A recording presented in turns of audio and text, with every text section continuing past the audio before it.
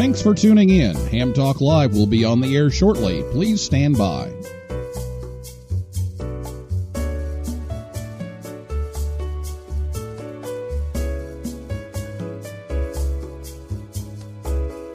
This episode of Ham Talk Live is brought to you by Tower Electronics. For connectors, cables, and more, call 920-435-2973 or visit pl-259.com. And by ICOM. Heard it, worked it, logged it. Visit www.icomamerica.com/amateur for more information about ICOM radios.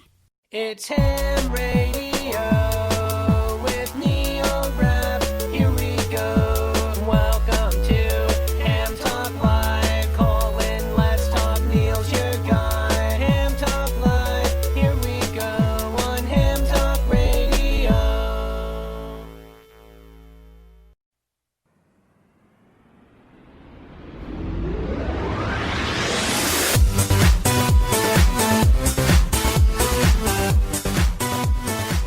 Hey, good evening, everyone. It's time for Ham Talk Live. It's episode number 224, the Portable Operations Challenge, recorded live on Thursday, August 20th, 2020. I'm your host, Neil Rapp, WB9VPG. Thanks for tuning in to another episode of Ham Talk Live. Tonight we're joined by Frank Howell, K4FMH. And we'll take your calls live in a few minutes. Last week, Tad Cook, K7RA, was here to talk about Solar Cycle 25. And if you missed that show, you can listen anytime at hamtalklive.com or on your favorite podcast app or on YouTube. Or you can catch the rebroadcast of Ham Talk Live on WTWW. That's 5085 AM. And they play that Saturday afternoons about 3:30 p.m. Eastern Time, so you can always catch the show a couple of days later over on WTWW. So thanks to Ted and the gang over there for playing the show on Saturdays. All right, we'll get your questions ready to go for Frank. If you're listening to us live here on Thursday night, you can give us a call after the interview is over.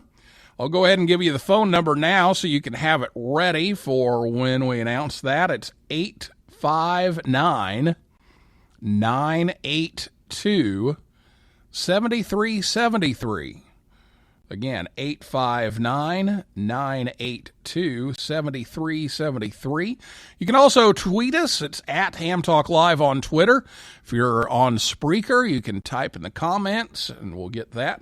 So all kinds of ways to interact with us tonight. And again, Frank Howell, K4FMH, will be with us right after this word from Tower Electronics right here on Ham Talk Live.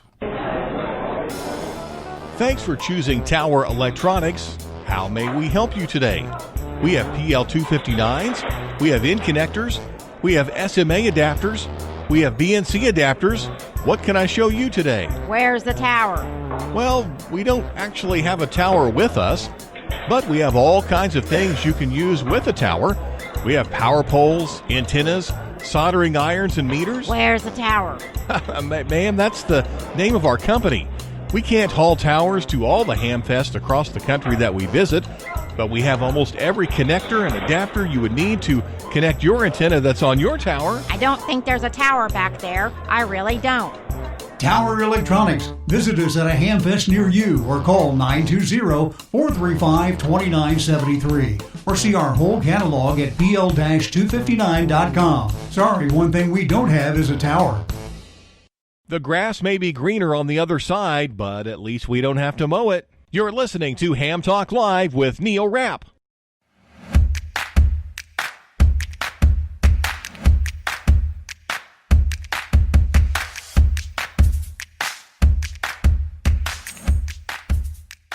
Welcome back to Ham Talk Live. We'd like to thank Scott and Jill at Tower Electronics for sponsoring the show tonight. They help bring you Ham Talk Live each and every week. You can visit them anytime at pl-259.com. They had a couple of ham fests there that kind of snuck in, but they're back home for a while, so give them a call or stop by their website, pl-259.com.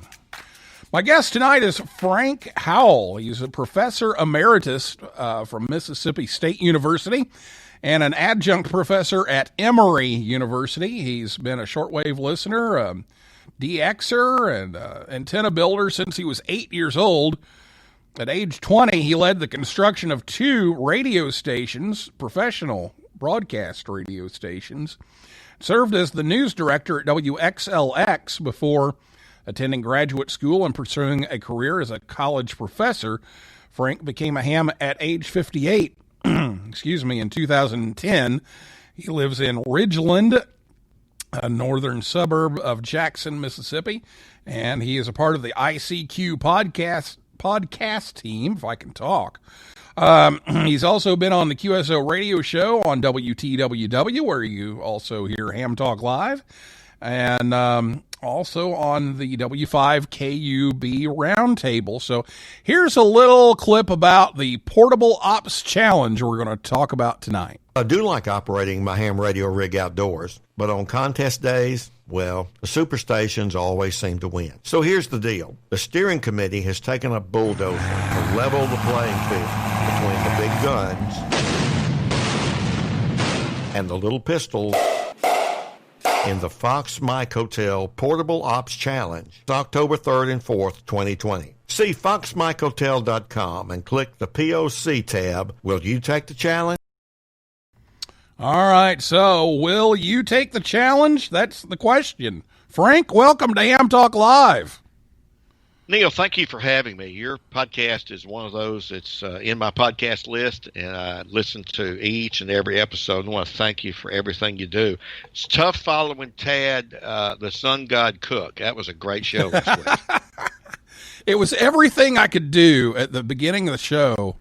You know, when I said last week, here's what you missed, if you missed the show, it was everything I could do not to put one of those nicknames in there and say, Tad walking on the Sun Cook. That was fun. I fun. missed those. Enjoyed it. In fact, I've got a package sitting right here in front of me that's got T-shirt. Tad Cook's name on it. I ordered more shirts so he could get a T-shirt. So it's sitting right here ready to go in the mail to him.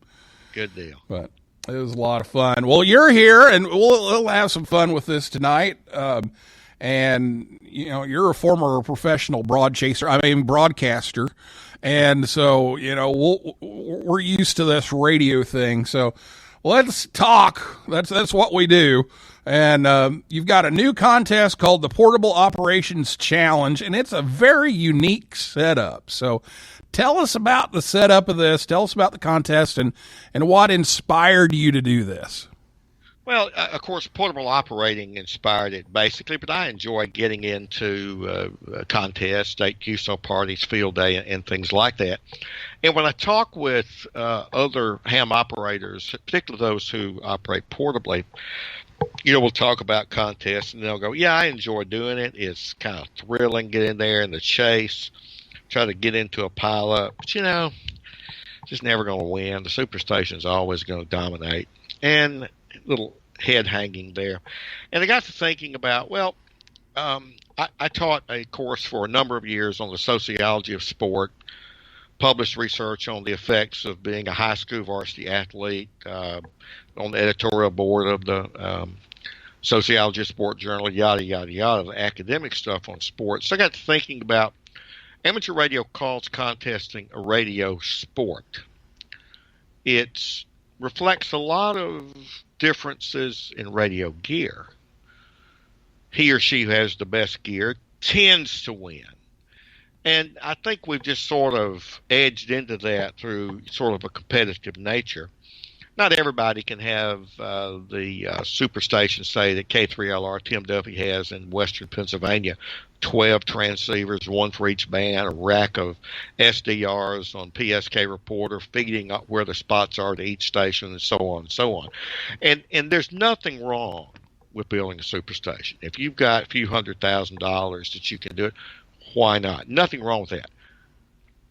But the thought occurred to me, well, we have the same kind of sport difference in other sports besides radio sport. Golf is one of them. I'm a golfer. I enjoy playing. I'm not very good. I've cursed a couple of times, I'll admit that, but I've never thrown a club. I enjoy it. And I enjoy trying to get out there and compete. And what happens in golf is that a player's history, recent history, and how they've shot, on what difficulty of a course that they've tended to play goes into a handicap index. And so if you and I were playing, Neil, and you're a scratch golfer, that means you've got technically a handicap of 0.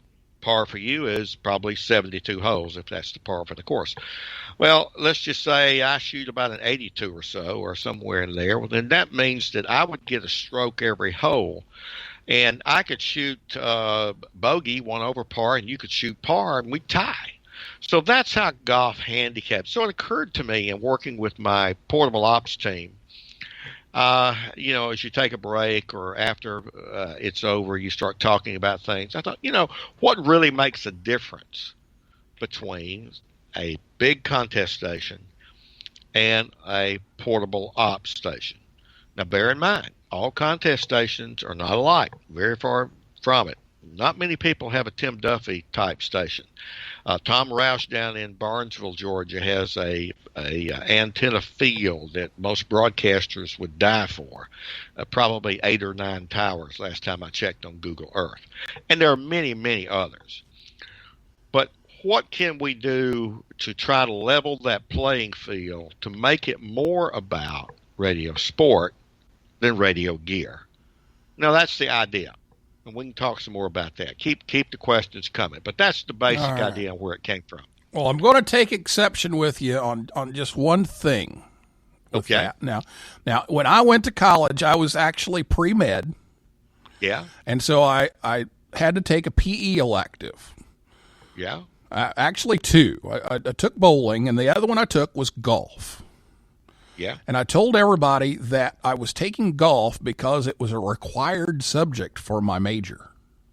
Right. Because I was pre-med. Now, if you had seen me on the golf course when I was taking that class, I would be getting like 5 strokes a hole. So there's no way. There's no way I'd be at scratch. No way. It was hypothetical. It doesn't work. It was more divots than anything else. So, and but golf can be a very humbling sport. Yes, it can, and it can really hurt your forearms too. But yes, it can. Especially when you hit the ground all the time. But anyway, I like the idea of leveling the playing field. Because there are times when it's outmatched, and in sports, that happens. That's why we have, Division I, Division II, Division III in college, and even within those, there are, people who are outmatched.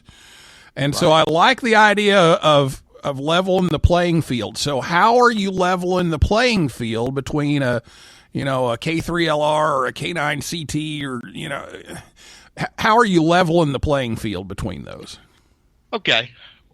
First thing I wanted to do is to get a steering committee comprised of some pretty good contesters as well as some really good portable ops because, Neil, I'm a sociologist and statistician. So you think about the cultures around contesting. And you go to contest university, you kind of learn about the cultures, the beliefs. Do it this way, not that way. Here's what the real inside baseball game is, this, that, and the other. And you can go to contest university and learn an awful lot about the culture of contesting. Well, portable ops have a different culture, how to put your equipment together to be light. There's different venues for that, whether you're a soda climber to a hill climber, and so on and so on. So I put together an amazing steering committee, and it's on our website. There are some what I'd call blue-collar contesters like Bill Barnes, W3CB, Mike Duke, K5XU, blind since birth in the public broadcasting arena and a 50-year ham. Don Field, United Kingdom, editor of Practical Wireless Magazine and president of the UKDX Foundation. You know, Neil, I had to cut his resume so it would be somewhat in the ballpark for everybody else on our steering committee. Don is an amazingly accomplished DXer and contester, D-Expeditions, and so on and so on. Tommy Hazarakis, VK2IR in Australia. Tommy is a hoot. He is extremely enthusiastic. He loves contesting. He has a company there in telecommunications, and he's the president of the Atlantic Amateur Radio Association in Aussie land. Eddie Leighton, portable operator. Eddie is best known for the concept of radar, rapid deployment of amateur radio. So he gets out in the bush. He actually has a practice field where he lives in the bush to practice rapid amateur radio deployment. So Eddie Leighton, who's in the Hall of Fame for the South African Radio League, is one of the leading portable ops around. Bill Lippert, AC0W, he lives near Austin. He's a very active contester. Stuart Thomas, KB1QHS. Stuart just wrote the book on portable operations published by the ARL. Paula Ushin, who's up near Chicago. She's a very active SOTA summit. She is what's called a mountain goat. And no, that's not a sexist term. She happens to be a very nice lady, but that is a goal you reach in SOTA, mountain goat. Thomas Witherspoon, who is one of the most prolific writers about portable and QRP operations, has the website QRPer.com and SWLing.com. Operates portably almost every day up in the mountains of North Carolina. And finally, we have Dr. Scott Wright, editor of the National Contesting Journal, a physician at Mayo Clinic, and he's leading the convalescent plasma effort there, centered at Mayo Clinic to try to help out with the COVID-19. So I may have skipped a couple of members of my portable ops team, Mike McKay, N5DU, and Thomas Gandy, N5WDG. Thomas is the Can You Hear Me Now guy for AT&T over several states. He is the network engineer manager. His team here in Ridgeland actually plans AT&T's network for 4 states. If you want to site an antenna, Thomas is your guy. He's got all the stuff there in the computer, and he can tell you where to put that tower. And, of course, our friend and yours, Ed Durant, DD5LP. In Germany, he's a native of England. Ed has absolutely done a tremendous amount of work. I don't think we would be at launch this calendar year if it were not for Ed Durant. And Ed is, I'm not sure what his title in the SOTA world is. I don't know if he is a Sherpa or a mountain goat, but he's up there. He's way up there, and he's also with Amateur Radio Newsline. So the first thing that I did was to put together a team who could think about these matters in a very experienced and educated way, and let's blend these two cultures because they're going to look at things very differently. Okay, so that was step 1. Step 2, we did something that, Neil, I don't see much at all. And if you do, please tell me, because I've looked a little bit. Most contests will have what the scores, how the scores are calculated, but they don't tell you why. We're going to count multiplier for CW ops. Why? Well, we want to promote CW. Well, there's nothing wrong with that at all, but there's no kind of rationale. So one of the things they did is create a theory of the contest. How's the contest organized? So the theory then gave us some of the metrics. Now, you've got portable ops and what we call QTHers. I know QTH stands for location, but just for a mnemonic, if you're a QTH, if you're operating in a permanent station, whether it's your home, your second home, somebody else's home, but you're in a fixed and permanent station. A portable op, in our definition, is one that uses no permanently installed amateur radio infrastructure, with the exception of AC or mains current. You can be in a park and get, a courtesy AC thing. We're good with that. So that's kind of our working definition. We ran down the path of, can you do patio portable? Oh, yeah, I hooked up my beam to my FT817 and worked to Europe. Well, that's kind of violates the spirit, right? So, but how do you get at that? So we felt like the no permanent thing. All right. Well, how do we calculate scores? I worked you, Neil, in the contest. Okay, I've got a contact. Well, we changed that. It's the kilometers per watt that you use to work somebody.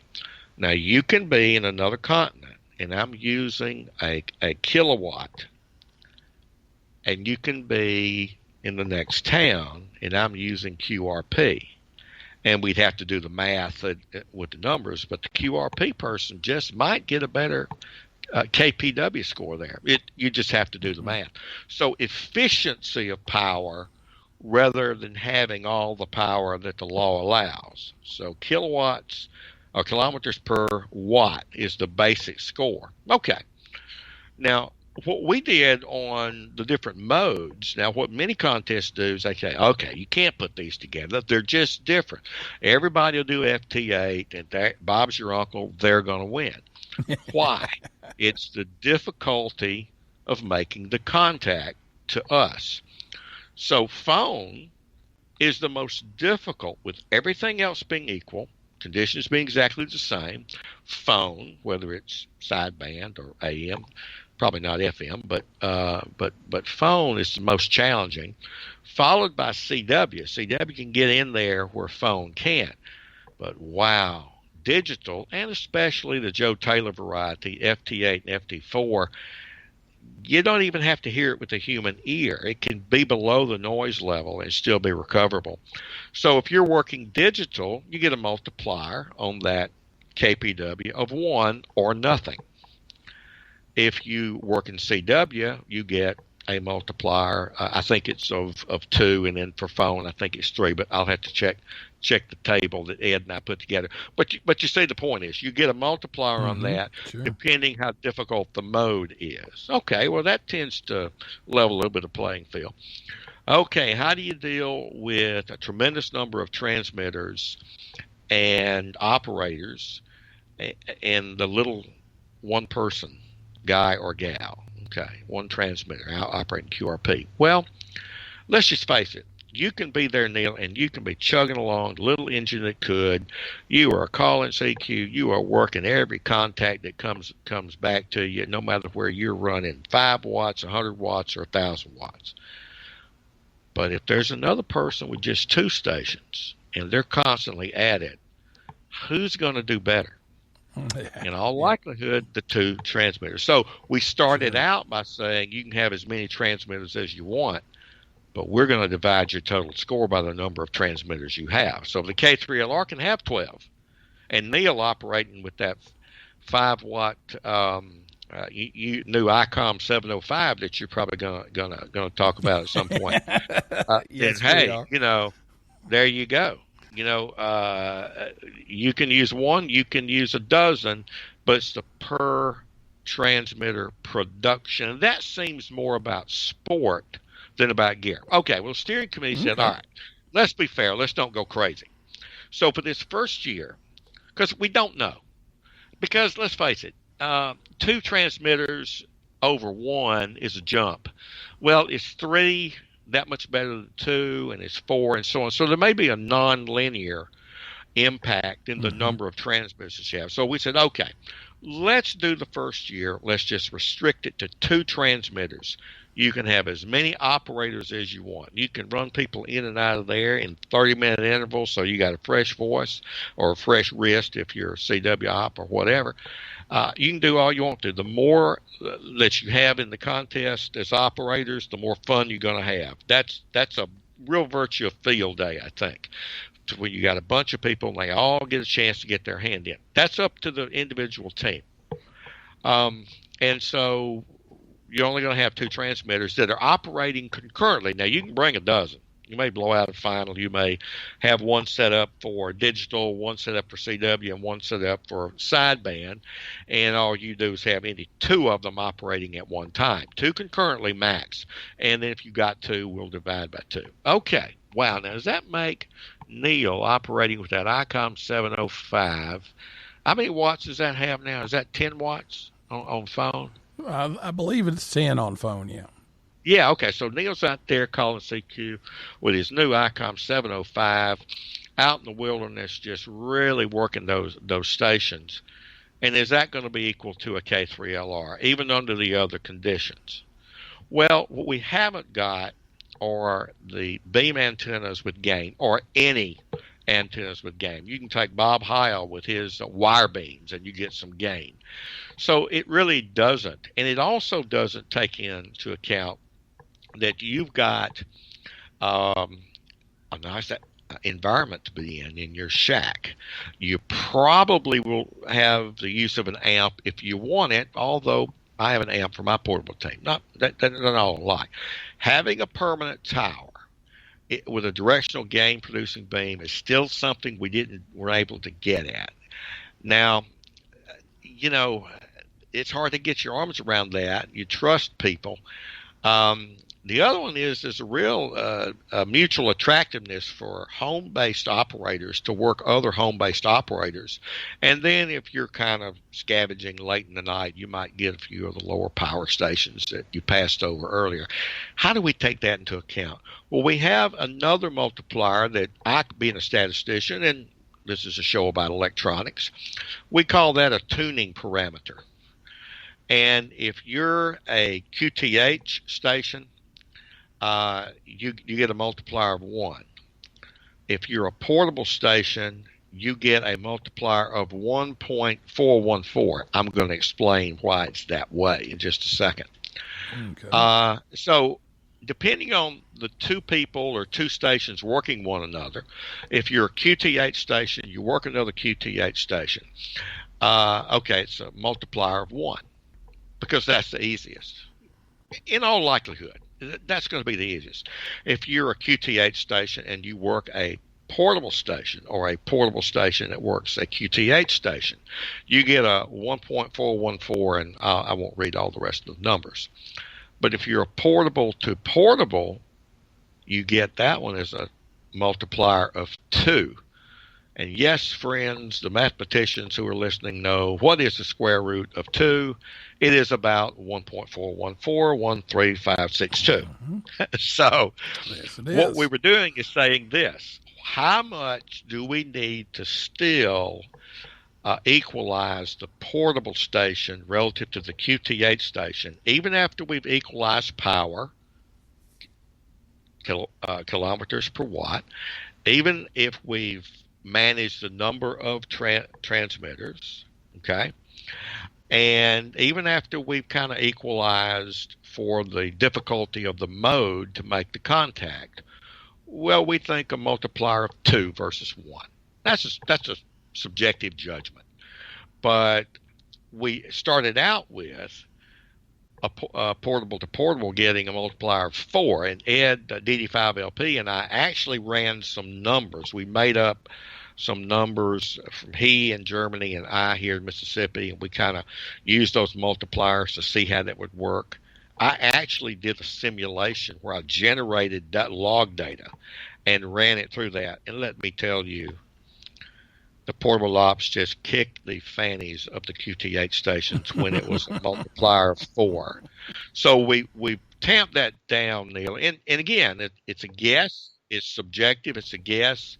But that multiplier of 2 for a portable to portable, in future years, we can bring that down further if it doesn't seem like it's fair. So that's what we call it a tuning parameter. You may not have that station tuned in just right, but in future years we can change that multiplier, and we might even increase the number of transmitters. So in a sense, we've got a theory, and then we've got a metric for scoring, And I will tell you one other thing that I did, being the statistician I am. The only contest that I could find with public logs that reported the distance of contacts. Now, I know you can take the maidenheads and compute the maidenhead centroid to centroid distance, and I plan to actually do some of that. I've actually pre-computed all those, have them in a database, and I'll do a little research on that in the future. But I took the Stu Perry 160-meter contest. They've got the high power, the QRO, the low power, the barefoot, and the QRP. And they have the average distance of all the contacts they worked in kilometers. Okay, so this is how far you were getting out on the average. And then they've got your best DX distance, the furthest station that you worked. And for QRO, barefoot, and QRP, guess who tended to do better? This is not a shocking test, Professor. I'm going to go with the big gun. Yes, the big gun showed the big gun. And if you look at these, what are called box and whisker plots to show a distribution, you'll see that you've got some big guns that didn't do quite as well as the barefoot or the QRP, but the medians are clearly in that rank order. And the top ends, some of the big guns averaged about 13,000 miles. Now, I don't know how many contacts that one had. I will tell you, but I'm just looking at this graph. And on the best DX difference, the same thing happened. But I thought, okay, well, what if I take those distances and I divide it by the power they were using, so I get a distance per watt? Don't you need to go to a commercial break so we can leave them hanging? I do. We are run a little over, and yes, we can do our cliffhanger here right after this.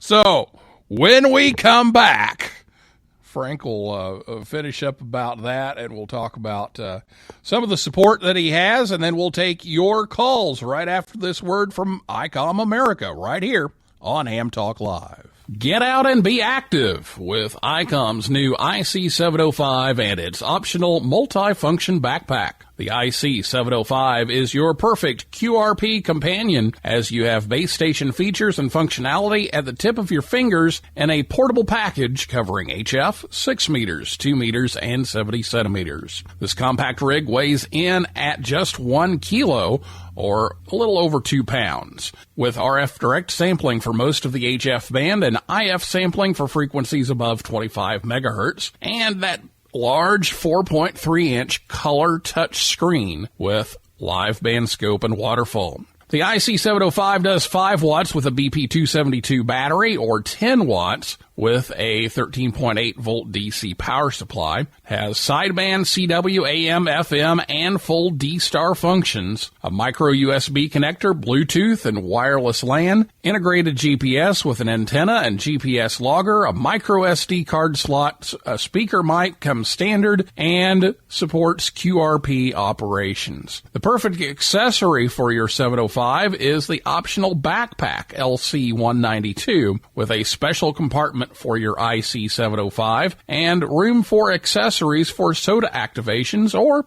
just a day in the park. Make sure you visit icomamerica.com/amateur for more information on ICOM radios. Join the conversation. Give us a call at 859-982-7373.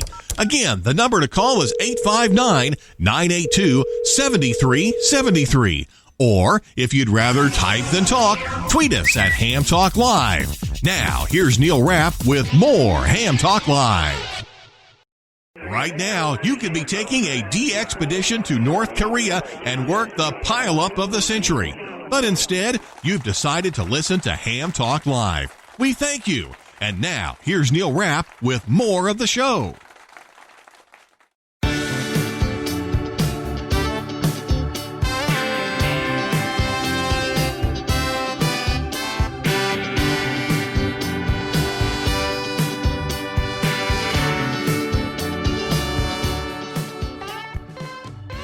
Welcome back to Ham Talk Live. We're on the air every Thursday night at 9 p.m. Eastern Time right here at hamtalklive.com. And Thanks to ICOM America for sponsoring the show. Check them out, icomamerica.com/amateur. Make sure you check out Ham Talk Live on Facebook, Twitter, and Instagram. We'll take your calls here in just a moment or two. If you have a question for Frank, give us a call at 859-982-7373. 859-982-7373, or you can tweet us at Ham Talk Live. If you're listening to us on WTWW or on the podcast edition, you won't be able to reach us live since we're not live. We're recorded. So when we left, last time when we left, Batman, you were talking about the final equalizer. So let's finish that up. We're going to talk a little bit about sponsors, and then we'll go to the phones. Yes, Batman, I've changed the equalizers into Batmobile. And as we were saying last time, yep, power gets out there. It always has and probably always will. But in the Stu Perry contest for 2019, I did this for 2018 as well, and it's about the same. When you take that distance and divide it by the power, the QRP folks dominate. Now, I know it's only 160. You just one couple of years of a slice of data. But it told me that, yes, the kilometers per watt might be a pretty significant equalizer, because what it focuses the operator to do is to be efficient with power. And what's that thing, Neil, in the amateur code that I think we probably took a test on, and it says use only as much power as you need to make the contact. Yeah. So that it'll be interesting. It's something new. It's unique for sure. It may flop. It may get popular, but that's part of what makes it fun. Well, being a numbers person like you, I like it. I like playing around with the numbers and trying to find a balance to equalize all of this out. And there's always some trial and error. And so, I think you've got a really good start on this. And there might be some tweaks down the road, but I think you've got an excellent start on it. And it should be a unique thing. Now, I want to talk a little bit about some of the support, but how are you going to get all of these numbers from people? What kind of numbers are people going to be overwhelmed by the logs that they're going to have to keep to get all this data? Logging software is like a set of screwdrivers. If you're like me, you've got that old blue-handled screwdriver you may have inherited from your granddaddy, and boy, that's your favorite Phillips screwdriver, and you're not changing for anything. There's some hams who have those kinds of issues about logging software. But what we've done, because this is different, because you need to have the Maidenhead grid square centroid to centroid in the software. You don't have to, but it's good for you to do it. You got to have the Maidenheads. We have a ham in Australia who publishes a piece of logging software called VKCL. His first name is Mike. I'm just getting to know him, and he's doing a custom version for us. Really what he's doing is simply adding the Portable Ops Challenge into the free VKCL software. So one of the ways of handling that, Neil, is simply, and give us about a week, we're testing that now. He's got it done, but we're testing it. We want to make sure there are not any glitches that we're not don't know about yet. And so you can download that software and keep your logs in VKCL. We had a volunteer from the N1MM group say, hey, I'm going to write a template for a user-defined contest, or UDC in N1MM nomenclature. And Al is his first name. I won't put him on the spot here, but he's promised to get that. And if he does, we'll put a link to that, or maybe have the UDC or something. We'll have it there on the page. Now, I did talk to Scott Davis, N3FJP, love his software, have a full-blown license for all of it. And he said, I just can't put the time in right now. The field days change because of COVID, and I just can't get one done. So he said maybe I can do it the next cycle. So we will not have N3FJP, but we will have a free piece of software, VKCL. and we might have an N1MM. So we have a Cabrillo format for any other logging program, and as long as you have what we require, and we define that on the webpage in the exchange, Neil, and fairly standard. The Maidenhead grid square which is more common in VHF, UHF than it is in HF, but we need that for the distance per watt. And you might change that power, so you got to kind of keep up with that. So it's doable in others, and we can take that Cabrillo log and we'll do the computations. If need be. But I hope it won't be overwhelming.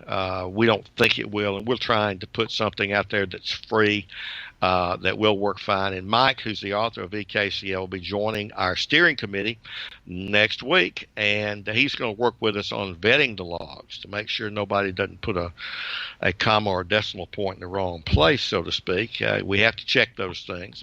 I will mention that we've gotten a lot of support from multiple continents who are just really excited about this. Okay for me to go into how we're endorsed? Yeah, so stuff? You've got several radio societies around the world working on this, and in the National Contest Journal. And so let's talk a little bit about that support, and then we're going to get to the calls.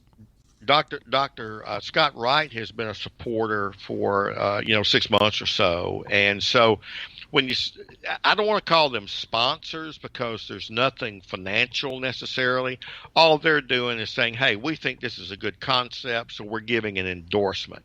And Scott has done that, and in the current issue of the National Contesting Journal, in his editorial, he actually gives a shout out to us. And Scott's just a great person. No, he's been on your show before, and he's doing some great work.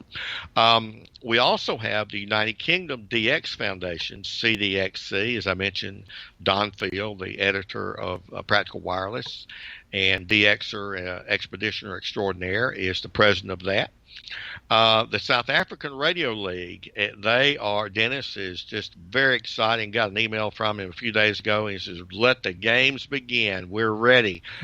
And in Australia, what I like to call Aussieville, the Hellenic Amateur Radio Association of Australia, HAROA, they are good to go, and Tommy Vokarakis there, who's their president, he said he's going to abandon his QTH station and go portable. He wants to try this, so I hope we get enough for the semi big guns, if not the big guns, into it. And we are giving away a prize. MFJ has come in with a Zygo G90, which is kind of the hot 10 watt, 20 watt, I guess it is, rig that's very popular these days. And so they're going to give that as a grand prize to the overall winner. And we'll have somebody who actually gets the best score, and they'll get a plaque. Now, the Hellenic Amateur Radio Association is actually sponsoring a plaque, and we've got some members of the board. Now, we're going to have some stuff that's going to go on and in it, and I'll talk about that later if it's appropriate or if it comes up. And we've got some other intrigue that will go along. So the October 3rd and 4th this year, before we get to that, let me just say one of the toughest things our steering committee had to do, Neil, is we wanted to go back to the Mayan calendar because we figured the only way we'd get enough weekends for the number of contests that hams like to have is to go back to the Mayan calendar. But since we thought people would really get confused, talk about confusing on the logs and numbers. Now, that would confuse them. So it's tough. So when we look at the weekend that we have, the 3rd and 4th, the weekend before you've got CQ Worldwide RIDI and the main QSO party. The weekend after, the 10th and 11th, we got the QRP ARCI contest. There's a Russian RIDI. There's a 1010 International. There are 4. Count them 4. Nevada, Arizona, Pennsylvania, South Dakota state QSO parties. There's an Oceania DX, which is huge, and then there's the FIST CW. So we chose one. Now, unfortunately, the California QSO party is also the 3rd and 4th, and there's a German telegraphy contest. There's RIDI Ops, there's Oceania Phone, and then there's another FIST. So, our steering committee just had a hard time, and we hate that it's there on the same weekend, but we encourage people that we have an 8-hour window. that you choose when you want to work. It's got to be a solid block. You can't just wait for the weather to change. I meant propagation to change and decide to operate again. So you pick your 8-hour block, and over that 48 hours, you work it. Now, that gives our brothers and sisters across the pond, in Africa, in Australia, in China, or Japan, wherever, that gives them an equal shot at propagation. You pick your 8 hours over that 48 hours. And if you're not doing it, give a shout out and work some of those California kilowatts. They're going to be doing it all weekend. You're only going to spend 8 hours with the Portable Ops Challenge. So we want to just give a shout out to there. We're sorry. There, some of them are kind of upset, as I understand it, about us doing that. And we're not trying to rain on anybody's parade. It's just darn difficult to find a weekend that you don't have some contest. And bear in mind, Neil, while you and I are here in the States, this is not a U.S.-only contest. The NCJ is just one of 4 groups who promote DXing and contesting, who've embraced this idea and said, let's give this a shot. We're going to talk about you. We're going to hope it works. And it's an international thing. And so it's going to have an opportunity for people to work some DX entities that maybe they don't often get a chance to. So anyway, there's that. I know all too well. Believe me, trying to schedule things and not interfere with something else is an impossible task. So we had the Mississippi totally, Party, Missouri, Missouri MO, Mississippi MS. They moved to our long-standing date, and we didn't get upset about it. We just said, look, people, welcome to the bands. MO is different from MS. We'll work each other. Use your phonetics so people who aren't from around here, will know who we're talking about. And it worked out fine. Now, we're not as large as the California Q Support. I think they had some 900 logs, but the Pennsylvania one the week after us is I don't know, they had maybe 600 logs or something, according to Bill Barr. So, as you said, it's just not easy. Yeah, and as Kermit said, it's not easy being green. So, yes, not easy exactly. A weekend for a contest. It is not. Well, we are actually already overtime, so we're going to move along here.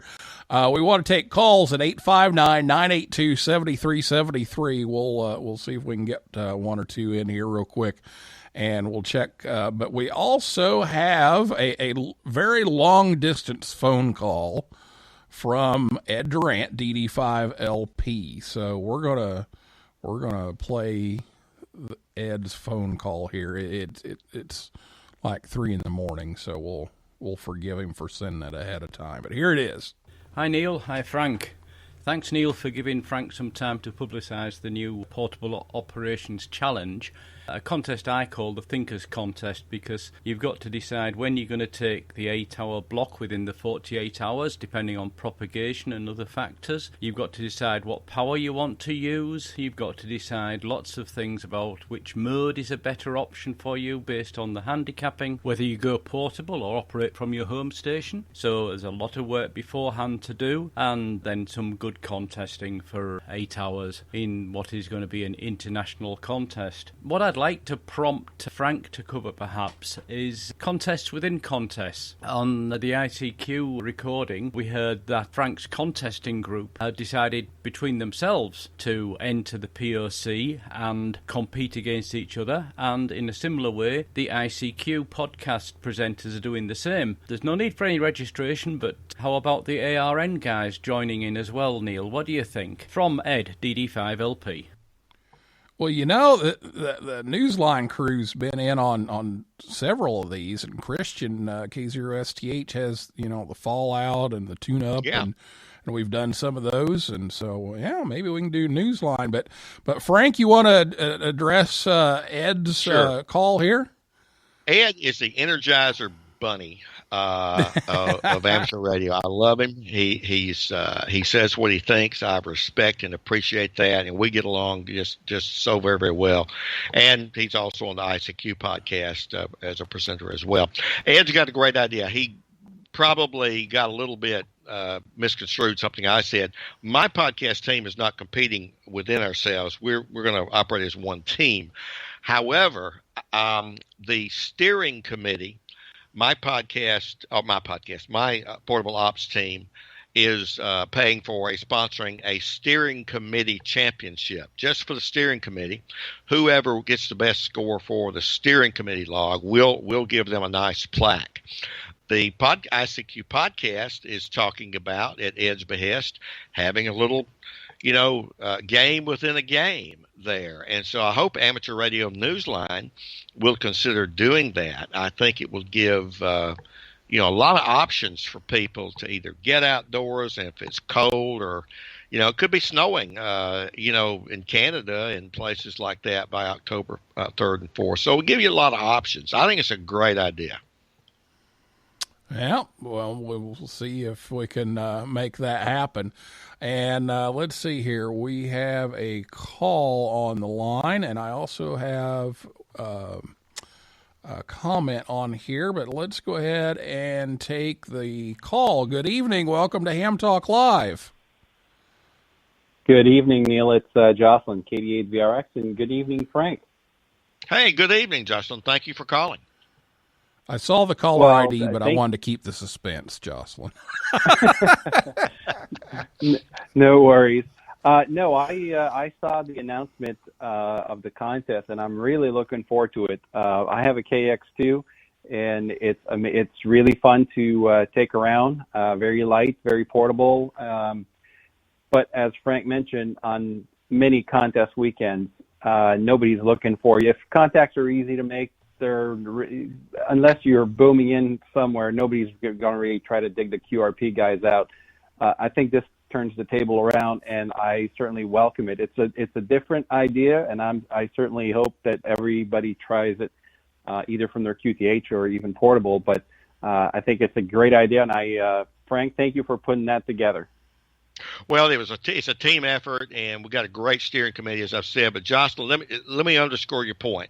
Thomas Witherspoon loves his KX2. I've got a little Zygu X5105, but I got my eyes on a KX.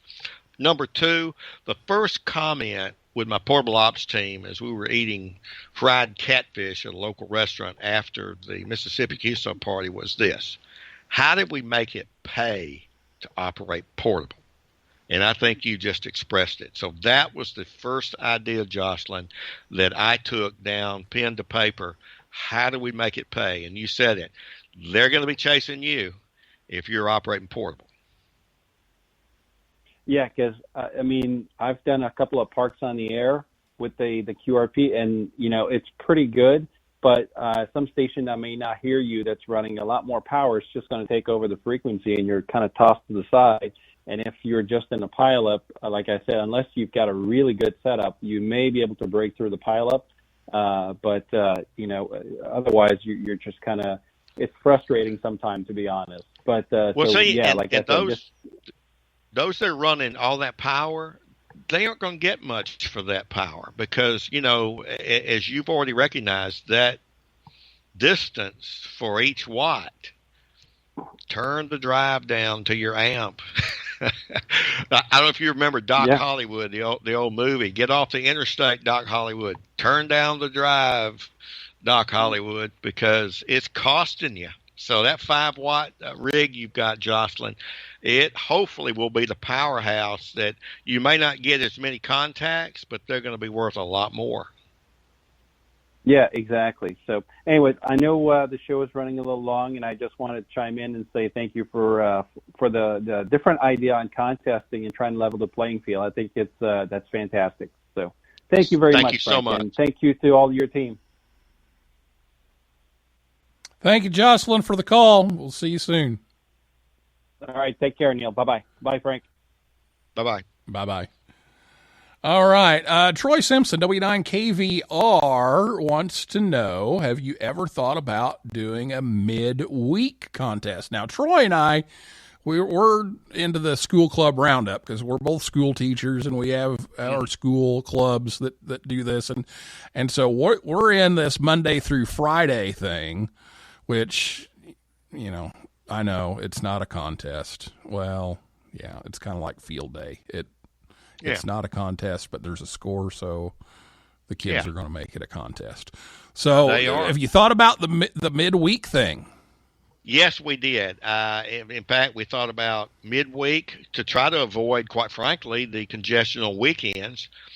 We also thought about letting it run throughout the year, kind of like the Parks on the Air thing. Running it through the year was such an overhead to manage. The team didn't have it, certainly right now. We haven't ruled anything out, Neil. But the midweek thing, here's what you run into. Those that are employed and working, perhaps that's one of the small bennies of being a teacher and teaching ham radios. You get to play radio on your job, maybe. But after school, I hear you. So you cut out a lot of people at work. So, we wrestled with that, and yes, we thought of it. And I don't want to never say never, but let's see how this first year goes. And it might be that we could have, and I'm not promising anything, it's up to the committee. Might be we have two. We have one on the weekends like this, and we may have another one sometime maybe in the early spring, during the week or something. But that's a great idea, and I'm making a note of it to come back to. And I think we've got some bandwidth here to do a variety of things. But that's a great thought. All right. Well, that's good comment, Troy. Thank you for that. And he mentions WB9Z down the road. So, yeah, they're another big station there. And thanks to John, W4USF, and Chris, AA4CB, for being online tonight as well. And just catching up here on some of the comments. And Troy mentions the 8-hour block helps with the people who are working, makes it a little more right. It makes it easier for that to happen. Although you still Plus have they get to plan your choice. Play with the gray line. They get to play with the gray line too. So so as Ed said, lots to think about when the field is fairly level. So every boxer, I think it'll be a great experiment. Every boxer will tell you, if you're boxing someone who has a left hook, you want to wait till they use it, and then you hit them with a right cross. It's as much or more about strategy than it is about brawn. So it's radio sport over radio gear. Now, how are you going to – we've already talked about statistics and everything. How are you going to evaluate this after it's over and see if you're going to make the tweaks, or is that another show? Well, it could be another show. What we'll do is like a lot of things is because I don't know the answer, but what we will do is the steering committee and the log vetting committee particularly, because they'll see all the nuances in the logs. And what I plan to do is put all these on maps on the foxmikehotel.com POC webpage. You'll start seeing some of the results and maps, and we're going to analyze this to see, kind of what we can make out of the log data. And the steering committee hadn't determined this, but we're likely to make them public. So we're going to really analyze this, maybe more than some, and not as much as some others, perhaps. But we'll look at it, and we'll look at the timing when we offer it. This was our best shot this year. But, Neil, we'll look at it, and we want to make it better. And if we do have something, as Jocelyn and quite a number of other people have said, you got a good idea. Well, okay, let's see how we can implement it and maybe implement it better. We'll get some feedback from contestants. They're going to tell you should have done this instead of that, and we'll probably say, you're right. We learned for 2020. We're going to make these changes. So we'll broadcast that out through our website. And if you just can't get a good speaker, Neil, I'll come back and tell you about that. Well, you said you listened to the podcast. I'm glad that we found another one of the 6 that do. So, I do and I enjoy it, and it's on a list that I listen to every episode. And when I take trips and stuff, my iPhone's doing double time because I'm listening to podcasts. So, yeah, you have a great show. I enjoy it very much. I do too. All right, Frank. Well, we're going to finish things up here, but let's do just a quick rundown of where to find out about this and the dates and just the quick synopsis here of what's going on, and then we're going to say 7-3. Okay. If you like pina coladas and taking walks in the rain, I don't like Now I have to say, I had to, because of copyrights, I had to cut off the promo at the beginning. And he had this beautiful promo, and it's on his website. You can go to foxmikehotel.com and play it. But it was, if you like pina coladas and walking in the rain, and that was before the part that I had, playing here. Yeah. So that's where that's coming from. He'll have to do that. But unless you'd rather do that, go to foxmikehotel.com and click on the POC tab, and you'll go to the Portable Operations Challenge. And we've got several pages. And as I told particularly myself, I don't have a good-looking picture of you, Frank, but I do have one that looks just like you. And you'll see members of our steering committee and their backgrounds. And you'll see I've tried to put together both portable operators of various kinds and statures, as well as very, very good contests, some of the best. And so we've put those together there. The rules, we've got a rules document at the top of that rules page, so you can click on it and get a PDF. And we've got a couple of minor inconsistencies that I'll be changing probably tomorrow, and we've had some good feedback there. foxmikehotel.com, click on the POC, and come see us, and we'd love to have you. All right, there we go. Well, Frank, thank you so much for being on the show.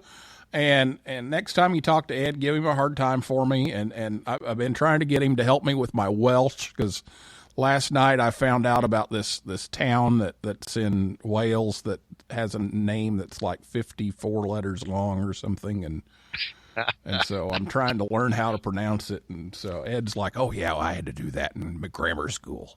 So. Ed is a peach, and I'm from Georgia, so that really means something positive. Well, there you go. I love Ed. So thank you for having me, Neil. All right. Thank you, Frank, for being here on the show. And that is a wrap for this episode of Ham Talk Live. Thanks to my guest, Frank Howell, K4FMH, and everybody out there in cyberspace for listening and calling in and typing in. And come back next Thursday night, 9 p.m. Eastern Time at hamtalklive.com. And over on hamtalklive.com, you can see all of our upcoming guests. And also, we've got a new load of T-shirts in. So if you'd like to order one, you can do that. Go to hamtalklive.com, click on the show schedule and shirts link.